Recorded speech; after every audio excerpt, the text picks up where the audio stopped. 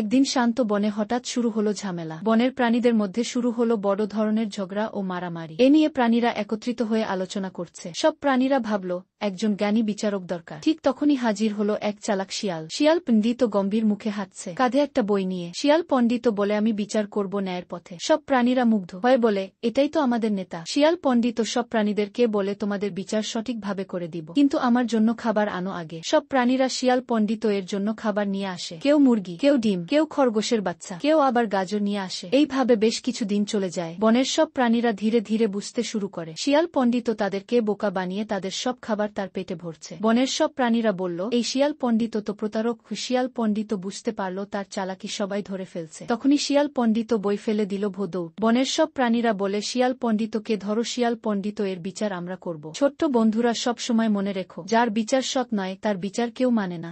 YouTube চ্যানেলটি subscribe করো, Facebook পেজটি ফলো করো, লাইক করো, শেয়ার করো, ভিডিওটি ভালো লাগলে কমেন্ট করো।